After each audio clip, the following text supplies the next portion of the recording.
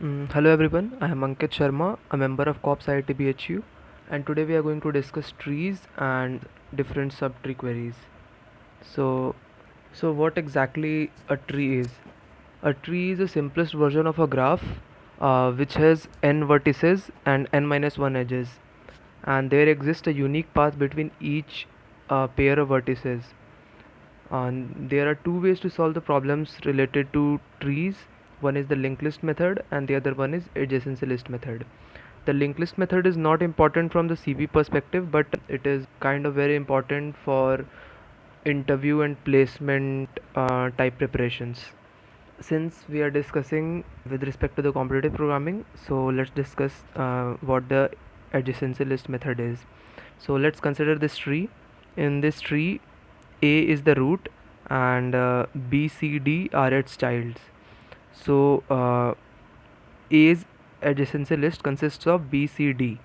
B has three childs, E, F, and G. So its adjacency list consists of E, F, and G, but it also contains A because tree is undirected in nature. So we just push all the nodes which are connected to B. So E, F, G, and A all are connected to B. So all those will be present in the adjacency list of B. And similarly, you can check the others. And now let's discuss what the degree is. Degree of a vertex is the number of edges that specific node is connected to. So say for example, or we can say the number of elements in its adjacency list. So A's adjacency list consists of three elements, that is B, C, and D. So its degree is 3 and it is connected to 3 edges. We can verify it from here, and the same goes for the rest of them. So there is a special name for those nodes whose degree is 1, that is they are called leaf nodes, and in our case leaf nodes are E, F, G, C, and H because there is only one node they are connected to, and that is their parent. So we can say that degree of any internal node is at least 2, because if it has a degree less than 2, that is 1, that means it is a leaf node. And if you want to know more, you can check this video on the beginners playlist, or else you can check GRG tutorials point and other similar websites. So now let's discuss what are the stuffs that you should be knowing before solving subtree query problems. The first thing is what a subtree is. The subtree of a node X is the tree below it. So for example, if you want to know what the subtree of B is, so B's subtree is this. The subtree of C is just C. The subtree of D is D and H. That is that node and all the nodes below it, having hierarchy less than it. So subtree of A would be the whole tree. The second thing which you must know is the DFS, and you can check what DFS is in this video. Utkarsh has explained it very well. And the third thing and the most important thing of this topic, subtree queries, is the Euler's tour or Euler's tour. Let us check.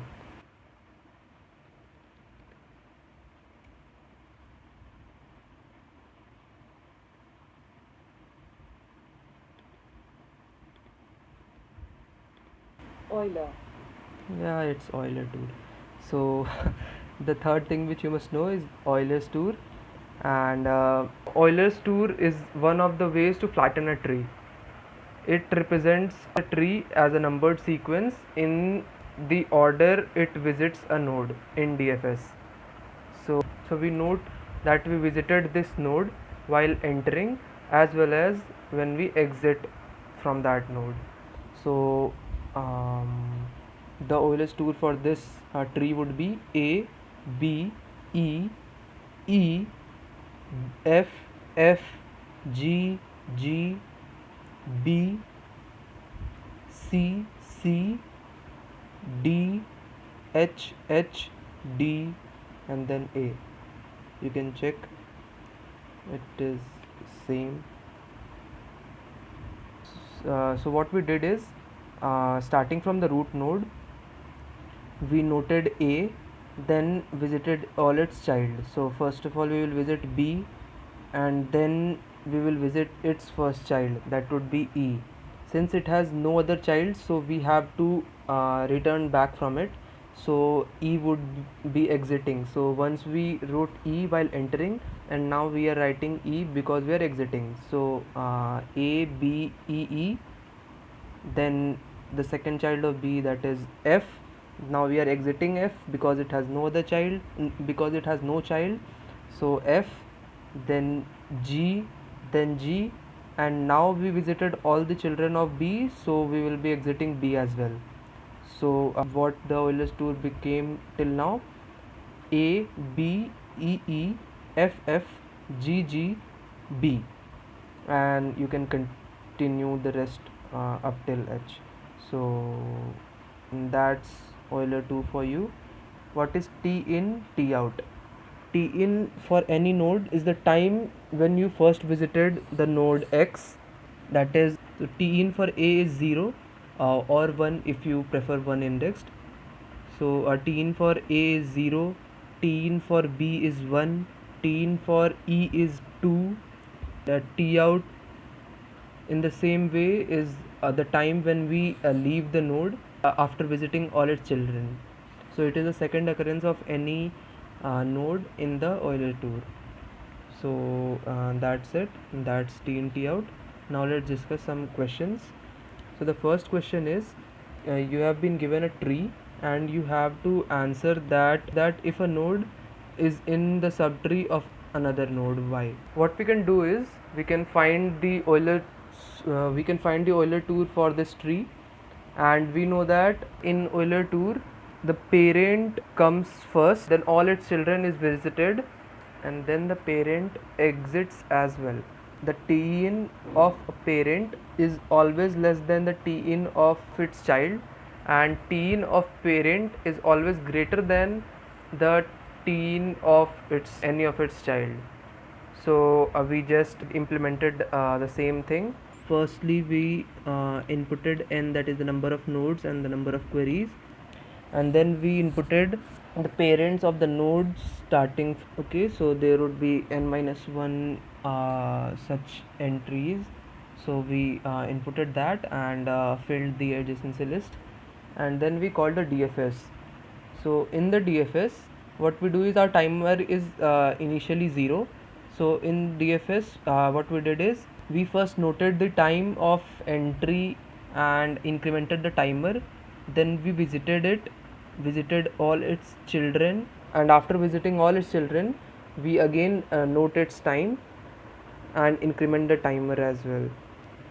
And then what we do is we input all the queries which is in the format x comma y. In this we have to check if y is in the subtree of x. So if T in of y is greater than T in of x and T out of y is less than T out of x, that means y started late and exited early, that means it was in the subtree of x. So if this is the case we output yes, otherwise we output no. So this was one of the basic questions of this topic. There are some more questions. Okay, so the next question is, in this we have been given a tree and there is a value associated with each node in the tree. In queries we are asked the sum of all the values stored in the subtree of that node x, but since there are no updates, this can be solved just by the help of pre-computation. And what we will do is while calling the rest stuff is the same. While calling for the DFS, what we do is we add the value of the children into its parent, and since we are doing it from the bottom to top manner, all the values of all the children would be added to the value of the parent. So we don't need to calculate it. So we have our values pre-computed before the queries. now we just inputted the query and outputted the sum of all the elements in its subtree. And there is another version of the same question which has updates. That means we can update the value of any node, but this requires some knowledge of Fenwick tree or segment tree. They are basically advanced data structures which are very helpful. So I would link them as well. You can read them, and if you read them, then read the approach first and then try to understand the code. The code is quite easy, so you won't face any issue. So that's it. Try solving all the questions. I would be adding some more questions in maybe a day or two, and you can check this link as well. Comment if you had any issues. Thank you. Have a nice day. Bye bye.